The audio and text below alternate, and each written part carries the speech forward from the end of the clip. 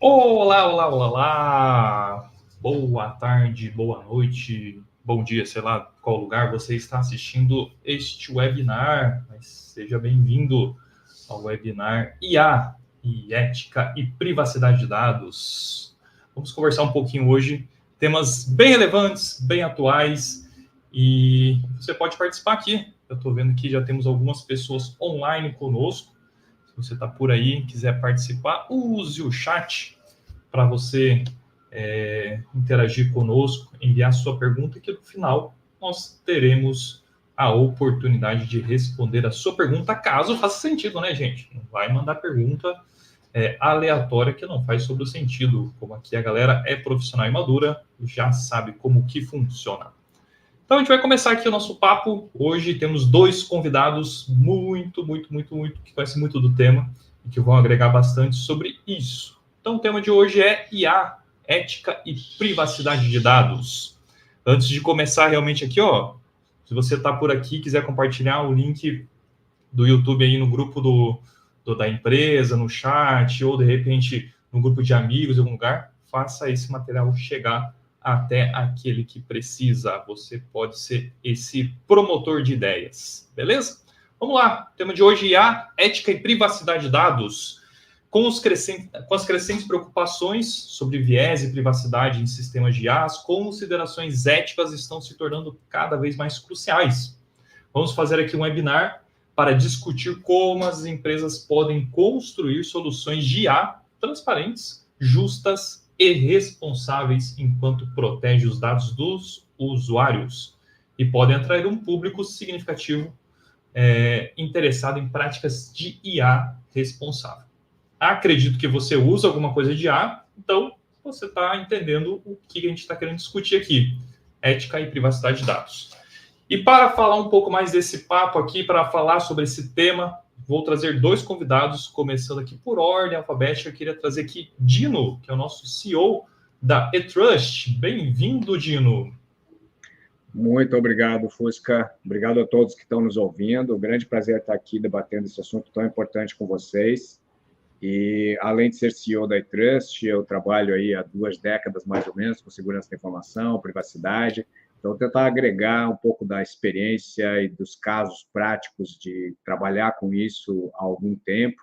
Também tenho um background em IA, já de um tempo passado, e gostaria muito, então, de aproveitar, incentivo ao pessoal que está nos ouvindo, mandar suas perguntas também, para a gente tornar o debate cada vez mais rico. Um grande prazer estar aqui. Boa, legal, muito bom. E também para compor aqui essa roda, essa mesa virtual de discussão, vou chamar aqui Luiz Carvalho, que é um head de inovação, o nosso querido amigo que me ensina tanto sobre IA aqui dentro do Object. Bem-vindo, Luiz. Opa, e aí, Fusca, beleza? E aí, Tudo bom. pessoal, aproveitando que, como o Fusca colocou, bom dia, boa tarde, boa noite. Não sei qual horário que vocês se estão assistindo agora ou qual região. Ah, um pouco do meu background, atuo com inovação desde o começo da carreira, sempre fui o famoso nerd fuçador, e não tem, né, como não falar hoje de IA sem falar do boom da IA generativa. E é claro, tem a parte legal, dá para fazer um monte de coisa legal, mas tem toda a parte preocupante do cenário que muda, né? O que a gente traz. Então, hoje eu estou bem ansioso para a nossa conversa, que acho que tem bastante cases e papos interessantes para a gente falar. Boa, muito bom, muito bom. Para a gente começar o papo, antes das perguntas que a gente já tem listadas aqui, eu vou fazer uma breve introdução, até para trazer números e informações para você que está na nossa audiência. De repente você não sabe o que é o mercado de IA e como ele está impactando, né? O mercado global de IA generativo está crescendo rapidamente. Acho que você percebeu isso, porque alguns anos atrás você nem usava IA generativa e hoje você já tem acesso a várias ferramentas, né? E com esse aumento significativo nos investimentos e na adoção da tecnologia em diversas indústrias. Em 2023, o mercado de IA generativa foi avaliado em aproximadamente 45 bilhões de dólares. E espera-se que ultrapasse os seus 200 bilhões de dólares até 2030. Olha o salto gigantesco que tem do ano passado até 2030. A gente está falando aqui de quase 6 anos, mais ou menos, né?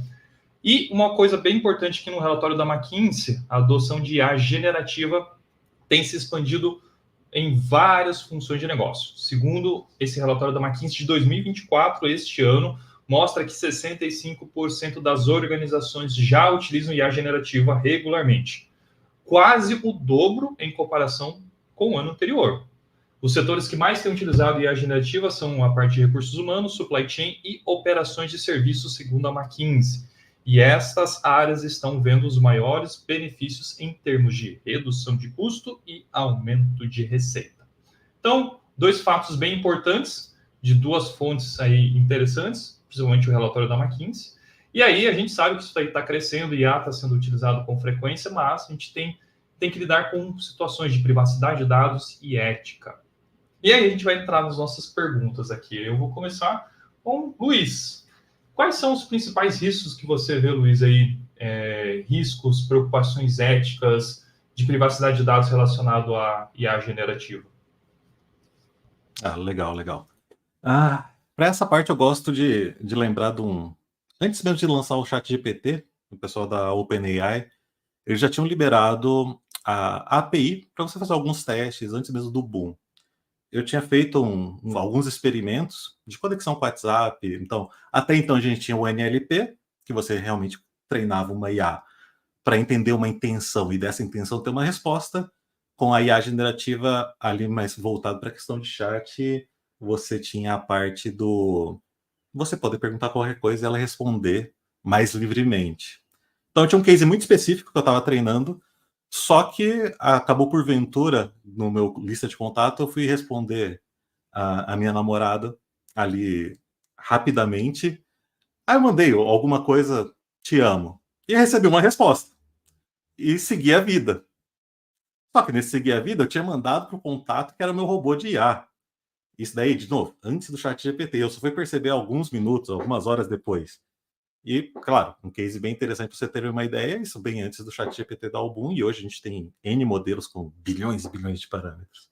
E o que acontece com nossos dados, né? Então, teve N cases, com todas as nossas novas tecnologias, esses dados acabam virando treinamento. Logo no começo tinha os parâmetros que você colocava nas IAs que você não tinha nem opção.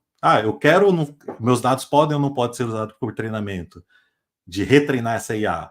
Então imagina o quanto que os dados hoje da companhia estavam passando e sendo treinados. Então, com essa parte de riscos, realmente tem muitos riscos. Imagina você estar usando uma IA de um concorrente e seus dados todos estarem passando por ali. Claro, hoje, OpenAI, Cloud, todos têm termos que realmente garantem que vai estar trabalhando com seus dados sem estar retreinando ou distribuindo. Mas imaginando como tem muitas inteligências artificiais saindo, e de novo, produtos novos, você quer testar, quer realmente ver se funciona, tem que ter uma grande preocupação com os dados, que querendo ou não, tem dados muito sensíveis sendo passados por aí. Então, desde o começo até agora, a preocupação continua a mesma. Você tem que realmente se preocupar com os dados. E eu até brinco com o pessoal aqui, quando eu sempre faço reunião e falo para o pessoal, entra na reunião já pensando que ela está sendo gravada. Tendo permissão no computador, não tendo robô dentro da call, não tendo robô dentro da call. Hoje é tão simples gravar uma reunião, que pode ser até pelo celular, uma IA generativa transcrever e já deixar todos os dados. Então, tem algumas, não só políticas, mas como posturas que a gente tem que se adaptar.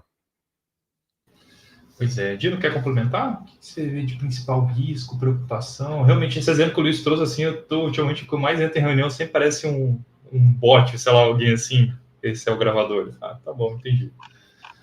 É verdade. E hoje a gente está precisando se acostumar com isso, né? Se acostumar com essa intrusão, né? Ou esse companheirismo da IA nas nossas vidas. Eu acredito que um ponto importante também de risco, que num primeiro momento pode não parecer, né? Você que está nos ouvindo, que vai implantar um sistema baseado em IA, ou que vai implantar um aplicativo que utiliza IA, talvez você não ache que esse primeiro risco que eu vou mencionar não se aplica a você, mas eu vou chegar lá. Existe um risco hoje que é quase que existencial, né, para os modelos de IA generativa. Todos eles foram baseados no conjunto de dados de treinamento. Então, se passou lá meses, né, alguns casos 10, 15 meses treinando um modelo, né? Hoje está se levando de 6, 8 meses, talvez até menos, e a capacidade computacional aumentou muito. Mas todos esses dados que foram usados nos treinamentos, eles possuem, né, na maioria dos casos, copyright. E existem, no momento, diversos processos em andamento, né, questionando a utilização desses dados para o treinamento dos modelos. Então, por isso que eu menciono que é um risco existencial. Se for proibida a utilização desses dados para criação e aperfeiçoamento dos modelos, OpenAI, ou Microsoft, né, outras empresas, vão precisar ou retreinar seus modelos sem usar essas bases, né, ou como já está sendo feito, que é uma solução mais simples, se faz um acordo financeiro. Muitos desses processos já foram encerrados com acordos financeiros, no qual se licenciou, então, o conteúdo para o treinamento da inteligência artificial.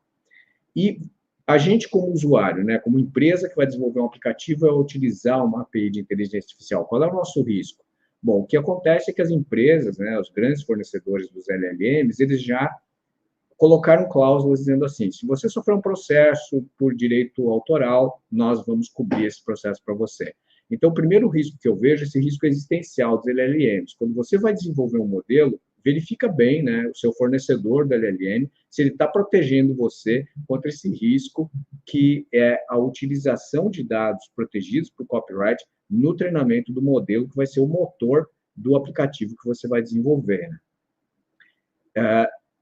E seguindo nisso, Fusca, eu gostaria de comentar de 3 riscos, assim, daria para elencar uma diversidade enorme. Luiz trouxe aqui alguns muito importantes, e do ponto de vista da segurança da informação, né, da privacidade, eu queria só citar 3, né, que eu considero que são bem importantes. O primeiro deles que você já introduziu são os vieses, né, vieses que podem descambar para preconceitos, né? Então, isso é um cuidado, né, um risco realmente na utilização dos modelos que a gente precisa ter quando a gente for desenvolver um aplicativo, colocar esse aplicativo para o uso do público em geral. O segundo é a geração do conteúdo, né? A gente tem que entender que o LLM ele gera um conteúdo, tipicamente sempre é original esse conteúdo que ele está gerando. Mas essa saída ela pode conter informações incorretas, como todos os prompts lá dos chats colocam, né? Eu tenho aquele caso daquele australiano que perguntava quem ele era, a LLM informava que ele tinha sido processado por fraude, né, num processo XYZ. Na verdade, ele tinha sido um dos investigadores no processo. Então, ele pediu, entrou com processo para a remoção do nome dele. Então, esse é um risco de privacidade bastante importante, né, porque o treinamento do LLM, baseado em dados públicos disponíveis, pode gerar esse tipo de confusão. Eventualmente, a saída pode trazer uma informação incorreta sobre uma pessoa, dizendo, nesse caso, que ele foi condenado num processo, quando, na verdade, ele era um investigador, desculpa. E o último, aqui eu quero trazer da minha experiência pessoal, assim, né, de anos, é a preocupação da confiança absoluta, né? A confiança absoluta no sistema de IA, acredito que é um risco do uso da IA generativa, pode vir do desenvolvimento, aí já está se falando, né, desenvolvimento de relacionamentos afetivos, né? Não é só o Luiz que mandou eu te amo aí para os LLMs, né? Tem aquele caso, o primeiro caso famoso, bem no começo do ChatGPT, o repórter que começou a conversar, ainda nem tinha sido disponibilizado para todo o público, e no final o ChatGPT recomendou que ele se separasse da mulher, né? Então, o desenvolvimento dessas relações afetivas, né, na medida em que a inteligência vai se tornando mais pessoal, o relacionamento artificial, como já está se chamando, né? Então, o risco desses relacionamentos artificiais, o uso dos dados pessoais das pessoas pelo LLM, para gerar um pseudo-relacionamento que pode levar uma criança, uma pessoa com uma doença mental, uma pessoa vulnerável, a fazer alguma coisa errada, eventualmente, por sugestão de um sistema de inteligência artificial. Esse segundo ponto que você trouxe, assim, volta e meia, eu pergunto para a IA para ver o que ela sabe sobre mim, tá? Porque eu já fazia isso com o Google antes, assim, para o que as pessoas estão falando sobre mim, que fotos tem no meu nome, alguma coisa assim, né? É interessante, acho que de alguma maneira vai que ele toma algum caminho diferente, alguma informação errada, e para quem não está acostumado a mexer com IA, acho que essa dica de fato de não acreditar em tudo é muito importante. Tem muita coisa que a IA acelera, um ChatGPT, num Gemini da vida, mas são informações não necessariamente corretas, né? Então, você precisa ter um crivo ainda na inteligência. Mas pegando um gancho aqui, acho que até foi o primeiro item que você trouxe, Dino, sobre um pouquinho desses viés, assim. A gente sabe que por trás disso tudo tem uma massa de dados sendo trabalhada, os algoritmos ali rodando, e assim, como é que esses viés, assim, não sei se vocês têm case, ou como é que vocês percebem, eles podem impactar negativamente as decisões? Já está falando que algumas vezes a IA não vai mostrar a informação tão correta. Ela está próxima, mas você precisa chegar. Não sei o que vocês imaginam, Dino, quiser começar. Claro, e até como eu trabalho com segurança, né, a gente às vezes fica do lado do risco, mas eu sou um grande entusiasta do uso de inteligência artificial, acho que a IA generativa é uma das grandes tecnologias, né, que está revolucionando e vai revolucionar até a nossa forma de trabalhar, né? Então, esses riscos que eu comento aqui são riscos que seguramente as empresas e nós, como profissionais, vamos resolver e vamos encontrar soluções para uma utilização adequada e os ganhos de produtividade que já estamos tendo, né, com a inteligência artificial. Mas em termos de vieses, Fusca, acho que o Luiz talvez possa trazer mais exemplos, mas um dos casos, eu não vou pegar um caso bem simples, assim, um caso que eu acompanhei de um hospital que estava preparando dieta para as pessoas no pós-operatório, né, utilizando inteligência artificial. E aí o viés foi cultural, né?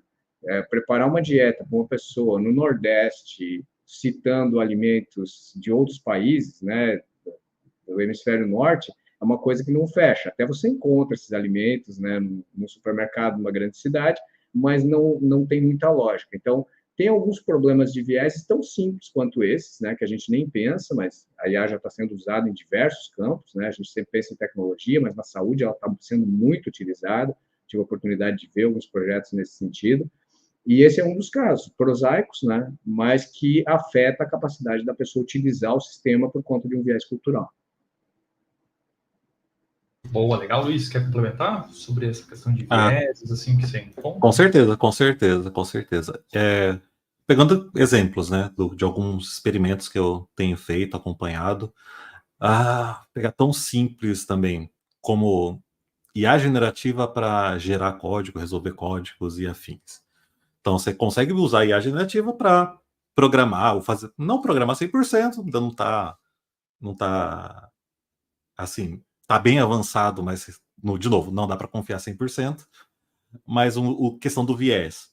Quando eu pego uma tecnologia que é mais difundida, tem mais usuários, mais documentação, pô, a IA vai lá e realmente, se eu peço uma coisa simples, me entrega pronto.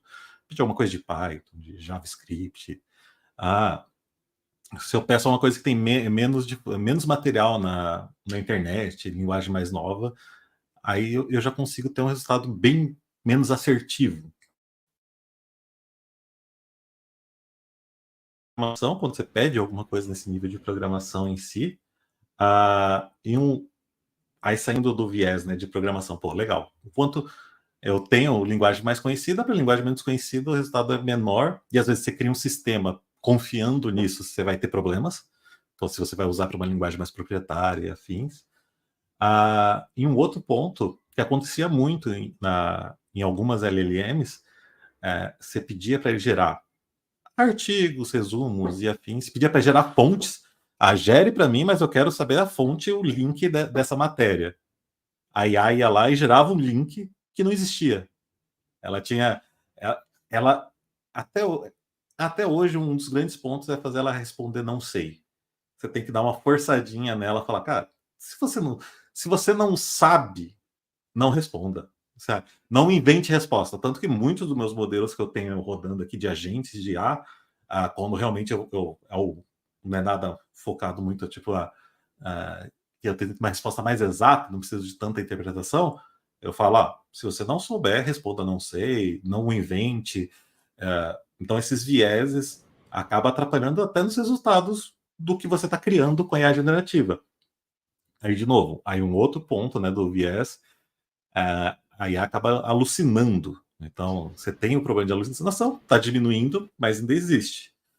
Então, você tem casos que, se você põe a IA para atender diretamente um consumidor final, sem realmente ter os passos de segurança, pode acontecer que nem num case que teve nos Estados Unidos, que o cara fez um prompt reverso e comprou um carro a $1. Tinha deixado o chat ali, convenceu a IA que era para vender por $1, vendeu.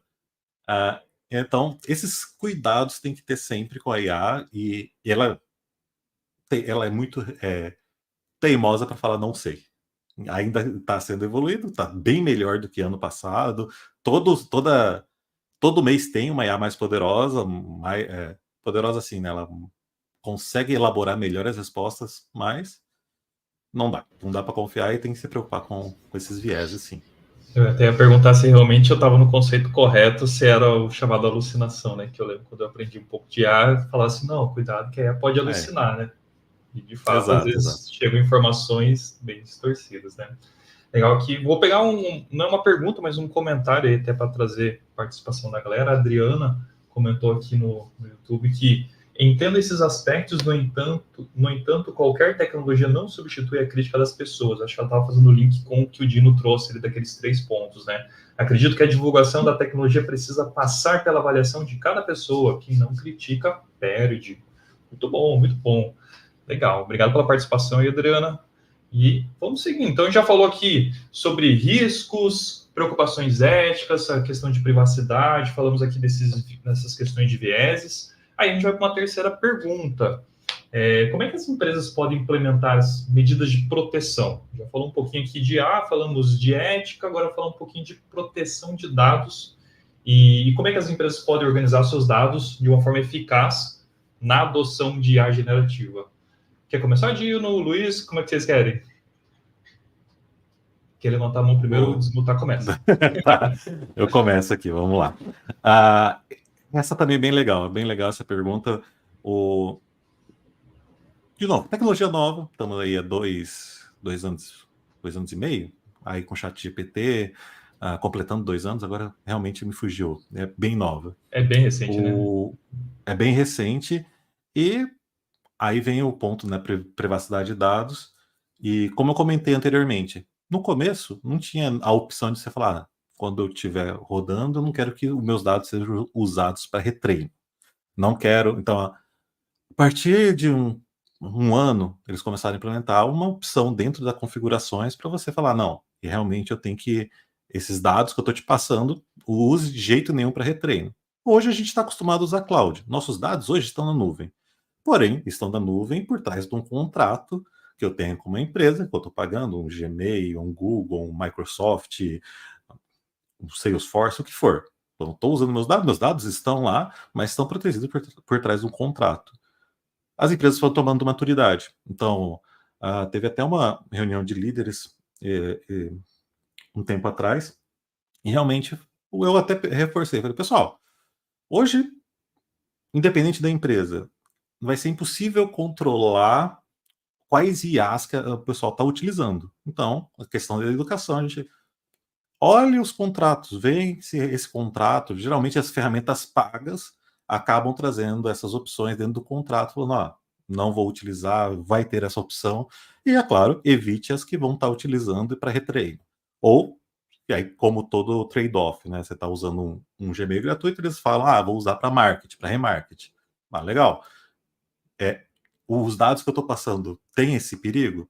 Então é bem interessante ler os termos, né, das ferramentas que vão estar sendo utilizadas para focar, né, nos dados e na privacidade, e você garantir que o que pode passar ou não. É claro, a empresa, como uma companhia, tem que adaptar as políticas realmente fogem da realidade de hoje, então tem que revisar, adaptar, e não só a política, mas a própria educação dos colaboradores, quem estiver utilizando, tem que tomar um pouco de água.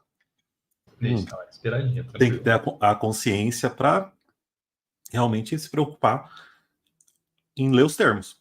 Esses termos realmente garantir que os dados não estão sendo vazados e assim por diante. Então, é a mesma segurança hoje que a gente tem com as ferramentas de cloud. Então, essa mesma preocupação se aplica para IA, como que a gente vai estar deixando armazenado ou não, né? Legal. Dino, o que você acha? Como é que as empresas podem implementar medidas de proteção de dados, organizar essa questão junto com o IA? Isso é muito, muito importante, Fusca, e o Luiz tocou, acho, um ponto fundamental, né? É a questão dos dados, né? que dados você vai autorizar, né, que sejam usados para o treinamento, que dados você vai colocar dentro do treinamento, e dividiria até, você pode treinar uma IA com seus dados privados, né, protegendo tudo isso, mas mesmo assim você precisa olhar o que esses dados vão ter lá dentro, porque pode ter coisa confidencial que você não quer que depois saia, né?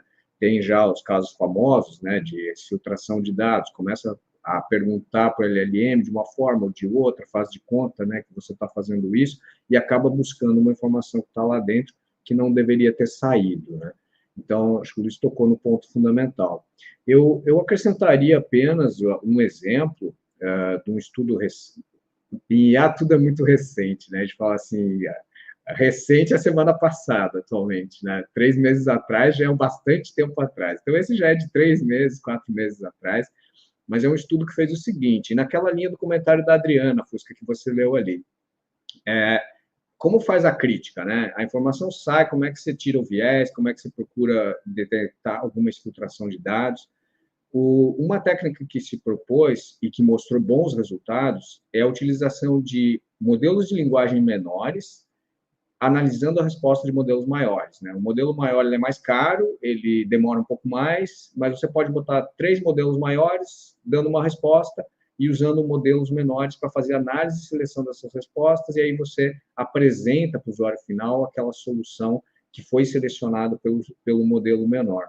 Então, esse é um estudo que foi publicado uns 3, 4 meses atrás, bastante interessante, tem outros também nessa mesma linha, mas eles não são no sentido de salvaguardas, né? E a gente sabe que, provavelmente, OpenAI, Claude, né, já utilizam coisas assim, né? O que chega para nós é o que é publicado em revistas científicas, né, dos estudos que estão sendo feitos. A OpenAI não libera exatamente como é que ela faz isso dentro do modelo dela, mas a gente sabe que tem uma série de salvaguardas, e uma das que se supõe que existe é essa, é a análise de um modelo, da saída de um modelo pelo outro, para proteger, para que a resposta chegue sem viés, ou que chegue sem uma informação que pode causar dano. Muito bom. Eu tenho uma pergunta aqui que não está no nosso script, tá? Vamos pegar vocês de surpresa aí. Manda. Pensando assim, até essa questão de, por exemplo, as empresas podem implementar medidas de proteção e tal. Assim, eu fico pensando, me colocando no lugar, assim, pô, eu sou um gestor de TI, alguma coisa assim, e a IA veio tão rápida. Será que se eu adotar aquela ideia de zero trust, tipo, vou fechar tudo, pode ser um início para eu tentar me proteger até eu ler os termos de cada lugar? Não sei se faria sentido isso. Até nem sei se está correto o termo, né? Do que eu sei, o zero trust, assim, pode começar, ninguém é confiável, você desconfia de tudo, né? Então você corta todo o acesso a todo mundo. Eu acho que é um caminho, Fusca. Agora, vai depender muito do setor que você está trabalhando, tá? Eu acho que o nível de risco que cada gestor vai assumir é muito, muito diferente, dependendo do setor que ele trabalha. Se você trabalha na área de comunicação, né, você tem muito mais liberdade para usar a tecnologia, para experimentar, né, no marketing também. Se você trabalha numa área de saúde ou numa área de engenharia, aí você tem que ir para essa linha mais de vou desconfiar de tudo, vou esperar, vou ver como é que funciona. Então, acho que depende muito do setor, depende muito da aplicação para qual você pretende usar LLM. E aí eu acho que quem está numa área que pode usar, se joga de cabeça, experimenta tudo que é possível. Boa. Quer complementar alguma coisa, Luiz? Você pensou aí? Sim, sim. E como você colocou, né? Zero trust, igual a regra de Pyro, né? Cara, não passa nada. Vou liberando um por um que eu quero seguir, né? Trabalhei com IP tables, né? Mas aí pega, como eu coloquei, né, para algumas pessoas, cara, parte da premissa, de novo, 03, né? Que tá tudo sendo gravado. Entrou numa reunião, você parte dessa premissa. De novo, hoje não precisa ir longe. Você pega os TikTok, Instagram, você vai ver audiência de juízo, cara se gravando, publicando no TikTok. Dessa gravação, para você extrair o texto e já fazer alguma coisa, já tão simples. Com 30 segundos da minha voz, eu faço um clone da minha, do Dino, o seu, Fusca. De novo, a gente não vai escapar. Não vejo escapatória. Realmente vai muito da educação e como usar. E o que o Dino colocou é muito interessante. Realmente, eu quero realmente garantir um pouco mais. Pô, usa um modelo local para fazer toda a parte de LGPD. Cara, os dados que estão subindo para o segundo nível, né, que seria uma IA mais potente, que não roda no meu computador local, já foi filtrada aqui e lá vai gerar o artefato final. Esse caso me lembrou muito quando também eu estava. Uma das IAs que eu tenho aqui para tão simples como gerar ata de reunião. Só que toda o prompt engineering de gerar ela, a primeira versão, eu não fiz filtro de conversa pessoal, informal. Então, imagina, você entra numa reunião, você começa a falar até uma outra pessoa entrar, você está falando um monte de outras coisas. E um do caso foi exatamente, o meu amigo falou, Luiz, apareceu na ata, né? Tal pessoa entrou, falou que viu o cabelo e a barba do Luiz, lembrou que tinha que cortar o cabelo. Eu falei, putz, isso daqui eu não quero na minha ata de reunião. Então, um dos ajustes do prompt foi, não, você tem que filtrar tudo que não é conversa relacionada a business, desconsidera tudo isso e limpa, para gerar, aí sim gerar a ata com realmente o que faz sentido. Exatamente o que o Dino colocou. Coloca uma IA local, filtra tudo que não pode passar, só filtra.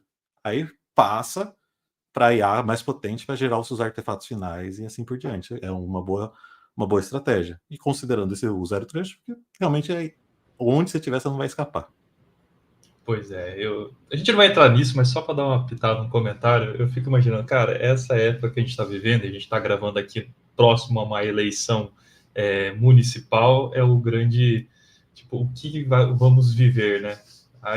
Nas próximas semanas a gente encontrar coisas que podem ser manipuladas ou não, igual o Luiz falou sobre a voz e tantas outras coisas, né? Mas aí, não vamos entrar nesse ponto, vamos focar aqui, senão a gente vai desvirtuar aqui o tema. E aí, uma outra pergunta que a gente elaborou aí para a nossa audiência é a questão de realmente quais são as melhores práticas. O Luiz já comentou um pouquinho tem uma pitadinha ali, LGPD, mas será que só LGPD? Quais são as melhores práticas para garantir essa conformidade com as leis e regulamentação de proteção de dados no uso de IA generativa? Bom, nesse caso, a gente tem, Fusca, já até alguns frameworks, né, para atuar na parte de privacidade, né, que é todas essas leis que surgiram, né, recentemente, aqui no Brasil, a famosa LGPD, elas têm a proteção dos dados pessoais como quase uma garantia fundamental do indivíduo, né? Isso seguramente vai ser incorporado depois lá nos direitos básicos, né? Se aqui já não foi. Então, é necessário utilizar, na minha opinião, né, o conceito de privacy by design, né, para que você realmente siga uma lógica desde a criação do sistema, do aplicativo, né, vamos dar o nome do artefato aqui que vai ser desenvolvido. Então, você incorporando privacy by design, você vai incorporar uma ou mais pessoas especialistas em privacidade, desde a concepção, né, do artefato, até você levar esse artefato virar um produto, né, um serviço que você vai colocar. Então, já existem frameworks, né, de como utilizar privacy by design dentro dos projetos. Existe, inclusive, já um sistema de gestão ISO 27701, que pode ser usado para isso também, mas eu acredito que esse é meio burocrático, né? Quando a gente fala de ferramentas ágeis e outros sistemas, o que está dentro do Privacy by Design, eu acredito que atende, e aí, naturalmente, através da análise de que dados vão entrar dentro do meu sistema, de como isso vai ser utilizado, quem vai ser o público-alvo que vai utilizar, se consegue chegar na definição dos controles, salvaguardas, medidas de proteção que vão ser necessárias, né, nas melhores práticas para garantir a conformidade com a lei. Então, é fundamental, quando eu resumi agora, né, é fundamental que se incorpore o conceito de privacy by design, com pelo menos um especialista ou uma especialista desde o começo do projeto, e que vá fazer essa análise para garantir que, quando o produto chegar lá na ponta, ele vai estar de acordo com a lei. O que se vê muito hoje em dia ainda, né, faz o produto primeiro, chega lá na frente e agora tem que botar em produção e agora a gente tem que pensar na privacidade. Aí tenta voltar de trás para frente. Normalmente sai mais caro, às vezes leva mais tempo, né, e muitas vezes afeta o prazo de lançamento de um produto. Não é só sobre IA, né? É na parte de qualidade. A gente sempre só quer entregar e sem olhar esses requisitos não funcionais, se fosse falar na linguagem de software, né? Mas vai lá, Luiz, perdão. Não, e completando o que a gente colocou, né? O exemplo exato do ChatGPT. OpenAI, os algoritmos eram para ser abertos. Eu lembro até hoje que eu estava lendo, eu acompanhava muito os artigos deles, né? Todos os avanços. E eu lembro exatamente quando chegou o primeiro artigo que eles falaram: chegamos numa inteligência artificial que tá muito edge, né? Tá muito avançada e a gente não vai lançar aberto. Eu lembro do headline, eu falei, nossa, como assim, né? Tanto que tem toda a discussão, né? Aí virou pago, tudo, a questão do Elon Musk, mas o objetivo, né? Um open, né? IA. E, de novo, ele começou treinou no GitHub, com códigos, artigos, passou por cima de tudo que era questão de privacidade, de direito autoral, e lançou. E aí vem os trade-offs, o quanto que ela está ajudando, o quanto que não está ajudando. E pensando você estruturando um produto pensando em LGPD, o quanto que a própria OpenAI, o algoritmo que for, pode ajudar no processo. Hoje eu tenho muitos processos que é geração de documentação, geração de propostas, geração de... literalmente, eu entro como a pessoa que vai revisar, né, o output da IA, mas 80%, 90% da parte que seria estrutural, realmente das documentações, o grosso em si, aí já me traga empastigado. Tem que ir lá revisar então, eu vou criar um produto, os requisitos, legal. Todo artefato que eu lanço já deixa a IA local olhando se está conforme com a LGPD. O quanto que te ajuda? Você já ter tudo isso daí bem estruturado. Aí vem o ponto engraçado, né? De uma inteligência que não teria sido lançada se fosse seguir, né, a questão de privacidade. Então, assim, eu vejo muito, temos que realmente utilizar, se preocupar com essas privacidades, saber realmente estou usando uma coisa beta, estou usando uma coisa que não tem controle de privacidade nenhum. Devo usar? Usa. Usar um gerador de imagem, gerador de vídeo, é sensacional, eu adoro essas coisas. Só que não vai usar com dados da empresa, do banco, da sua conta bancária. Não deixa ele responder o seu WhatsApp sozinho ali. Então, vai com calma e aproveita e vê até onde a maturidade você consegue ir pilotando. Boa. E aí a gente chega à nossa última pergunta aí, que a gente tinha pensado no script, e se você que está aqui na audiência quiser mandar alguma pergunta ou algum comentário, uma sugestão que a gente queira que a gente aborde aqui, daqui a pouco a gente vai fazer isso, tá? Assim, eu pegando até o que o Dino trouxe assim sobre privacy by design, aqui são práticas para construir alguma coisa, tal. Mas pensando em cultura, hoje a pessoa vai entrar numa organização, vai ter alguma coisa de IA ali rodando, mas como é que vocês veem essa questão de desafios e oportunidades para construir uma cultura de IA ética e responsável? O Luiz, eu sei que já respondeu algo que precisa ser treinado, precisa ser difundido, precisa ser conversado. Mas como é que vocês veem isso? Essa cultura de uma IA cada vez mais ética e responsável? Assim, porque eu pegando meu exemplo aqui, já trabalhei em lugares que a gente, por exemplo, precisava usar alguma ferramenta do Google, Google Translate da vida. Cara, não era aberto, mas era desaconselhável você mandar, tipo, mais de 200 caracteres, já o site meio que bloqueava. Falava assim, você tem certeza que você não está compartilhando demais? É uma coisa só para você traduzir alguma coisa pequenininha, porque você ficou com dúvida, ou você está querendo compartilhar uma informação, um documento da empresa? E como é que a gente cria isso? De alguma maneira, essa cultura de IA ética e responsável. Alguém quer? Luiz, quer começar? Ou Dino, fique à vontade, tá? Posso começar. Além dos pontos que eu falei, né, realmente trazer essa preocupação, né, as pessoas que estão na empresa ter a consciência do que realmente é um dado sensível, do que realmente você pode atuar, não pode atuar, o que vai acelerar o seu trabalho, o que não vai, querendo ou não, uma equipe de marketing que não usa as ferramentas de IA e eu, com o meu concorrente, usando as ferramentas de IA para acelerar o trabalho, eu demoro 5 vezes mais e ele é 5 vezes mais barato. Então, é complicado. De novo, ter esse viés de, legal, até onde eu consigo usar, garantindo, né, a privacidade, você ter essa estrutura, né, de ter essa consciência. E eu acho engraçado até que esse ponto, né, da ética e uso responsável muda até a parte de seleção de candidato. Eu estava comentando logo Tá conversando com os amigos, e assim, tem alguns amigos que trabalham como desenvolvedor internacional, e aqui também na Object o pessoal se adaptou bastante. De novo, a IA é uma realidade, então, pô, até na entrevista você pede pro cara, como que você resolve seus problemas aí no chat GPT? Abre aí para mim. Como que você pergunta quando vai responder o problema? Coda, eu vou te dar o desafio, quero ver você resolvendo até utilizando o GPT. Até para ver, pô, realmente está passando alguns dados, não tá o desafio que eu passei, o que está acontecendo, né? A pessoa saber usar mais a IA, te entregar mais rápido, e a pessoa que não está usando, o quanto que o peso muda, né? A questão da velocidade, a questão do... Então, a senioridade acaba... Pô, eu vou ver o cara sênior que realmente ele vai questionar. Não, mas esse dado daqui que é a hash que está vindo a hash da chave Berry Token da API.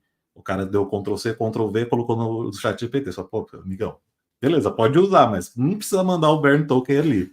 Então, até esse nível de detalhe muda ali na entrevista que eu quero saber realmente se o cara consegue resolver o problema, se sabe usar de forma certa, e eu vou saber se um Berry Token for a hora que der o Ctrl+C, Ctrl+V, que ele não se preocupou com segurança na hora que foi utilizar. Então, muda de áreas para áreas. Então, pô, o RH tem essas preocupações, o pessoal de dev, o pessoal do financeiro. Pô, o financeiro tem um monte de coisa que pode ajudar a criação de fórmula. Pô, eu quero criar uma fórmula. Legal. Manda, mas não precisa mandar os dados que você quer. Só pede a fórmula, põe os dados fakes. Tem N jeitos. Mas, de novo, a cultura realmente é ter essa consciência do que pode ou não pode. E, é claro, a companhia em si se adaptar, se adaptar e conseguir fazer essa publicação. Pessoal, ó, pode usar até aqui. Tomem cuidado. Né? Não usem tantas ferramentas que estão em beta. Se for usar o beta, usa para alguma coisa que não seja da empresa, mas seja mais para teste. E assim por diante. Eu vejo muito isso. Né? A gente tem que se adaptar, tanto a gente como a empresa, como a gente como o colaborador. Então, você tem que ter essas duas visões, onde tem que se adaptar, para a gente conseguir ter um bom uso e tirar proveito. Querendo ou não, pô, eu quero utilizar, a empresa também quer tirar proveitos, mas sem ter os riscos, né? E mitigar os riscos ao extremo.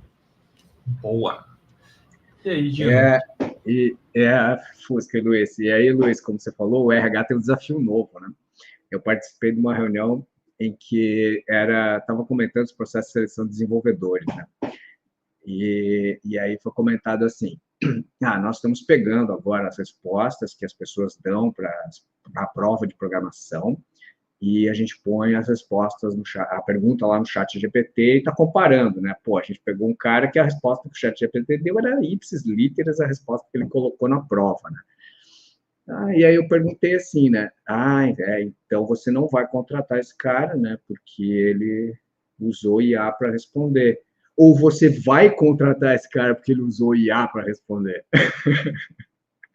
É um desafio, né? Eu quero que as pessoas usem as ferramentas, né? Nós queremos ganhar produtividade. Agora, como comparar isso com o uso inadequado ou não ético, eventualmente, até numa prova de programação para passar no processo de seleção? Então, tem um desafio legal para o RH, né? E, na minha visão, para essa tua pergunta, Fusca, eu uso muito a experiência de já ter apoiado muitas organizações a construir políticas de segurança da informação. Então, o que eu entendo é que a organização precisa estabelecer as diretrizes. Ela precisa colocar essas diretrizes no papel, publicar na organização, para deixar claro para todo mundo, olha, na nossa organização, este aqui é o entendimento correto. Porque ele vai estar de acordo com o segmento onde a empresa atua, vai estar de acordo com a cultura, como o Luiz mencionou, né? Mas eu tenho que mudar até a cultura do meu processo de seleção. Então, é muito importante que se defina diretrizes para a organização. E vou dar um exemplo também bastante simples aqui, né? O Jornal do Estado de São Paulo, por exemplo, ele se preocupou em publicar as diretrizes para a utilização de IA dentro da redação, no trabalho dos jornalistas. Então, você lê uma notícia que foi traduzida, está lá, essa notícia usou ferramentas de IA para tradução, né? Voltado principalmente para orientar o uso e divulgar quando esse uso está sendo feito. Então, esse é o caso de um jornal. Para cada organização isso vai ser diferente, mas o que eu entendo que é o adequado é a organização precisa definir as diretrizes para que os colaboradores e os gestores saibam o que é considerado certo, o que não deve ser feito dentro daquela organização. Show! Excelente! Muito bom, chegamos ao final das nossas perguntas aqui. E aí eu estava esperando algum comentário, alguma pergunta aqui no chat. A gente não teve, mas teve participação aqui, novamente aqui da Adriana, não necessariamente com uma pergunta, mas alguns comentários que ela já comentou que já teve transcrição no Microsoft Teams, onde não refletia nada que foi falado, né? Então tem algumas IAs que fazem essas capturas, assim, não vou ficar falando nomes, mas de vez em quando eles dão umas vírgulas, assim, alucinada feia, assim, quando vai gerar realmente a ata, não fica nada legal, né? Ela também comentou sobre a questão de relação e ética e oportunidade para empresas. Penso que o primeiro passo é análise jurídica, LGPD, Código do Consumidor, ganho tecnológico, aplicações, mas tudo passa por todos os aspectos. Acho que a gente falou da nossa quarta pergunta, e é isso aí. Bom, gente, acho que chegamos ao final. Para fazer um fechamento aqui, a gente abordou 5 grandes temas, tá? Para a audiência aí pegar o fechamento, sobre IA generativa, ética e preservação de dados. A gente falou de riscos, falamos dos vieses. A terceira pergunta nossa aqui falou sobre como colocar medidas de proteção e segurança, melhores práticas, e também agora falamos sobre cultura. Se você gostou desse papo e quiser, de repente, se conectar com o Luiz e com o Dino, agora é o momento deles compartilharem um pouquinho como o pessoal encontra, começando contigo, Dino. Como é que o pessoal pode, de repente, se conectar via LinkedIn, alguma outra rede social? Como é que o pessoal pode trocar alguma ideia contigo? Legal. A minha rede preferencial é o LinkedIn. Procurar Dino Schwingel lá, você vai me encontrar, faça contato. A gente procura sempre publicar conteúdos da iTrust, principalmente, sobre privacidade, sobre segurança da informação. Nosso blog também contém bastante conteúdo sobre esses assuntos. Ficamos à disposição. Boa. Lembrando aqui que a iTrust é uma empresa aqui do Grupo Objective e que trabalha com esse braço de segurança, toda a confidencialidade seria correto, Dino? Falei, não sei se seria essa linha. Beleza. A tríade ACIA de segurança, né? Confidencialidade, integridade e disponibilidade de dados. É isso aí. Boa. E aí, Luiz, como é que o pessoal te encontra? Também, LinkedIn, principal ponto de contato. Acredito que vai estar na descrição do vídeo, a hora que realmente ficar na publicação. E, pessoal, fiquem à vontade também. Meu ponto é muito focado na parte de inovação, então, que precisarem comentar de ideia louca, geralmente o pessoal me chama aqui na Object quando tem algum projeto que é meio esquisito, aí fala, beleza, deixa eu chamar o Luiz aqui, que ele vai ser a pessoa. Então, fiquem à vontade de entrar em contato no LinkedIn, Luiz Carvalho, vai estar no link aqui do vídeo, e é isso. Muito obrigado, pessoal. Boa, vou fazer um merchan aqui, né? Se você quiser conhecer um pouco do que a gente trabalha com AI aqui no Objective, procure por AI Labs Objective, você vai encontrar um pouquinho do que a gente tem feito, tirado do papel ideias, usando IA em 4 semanas, tá? Fica a dica, e é isso aí. Gente, muito obrigado pela participação, até um próximo webinar. Valeu! Valeu, pessoal!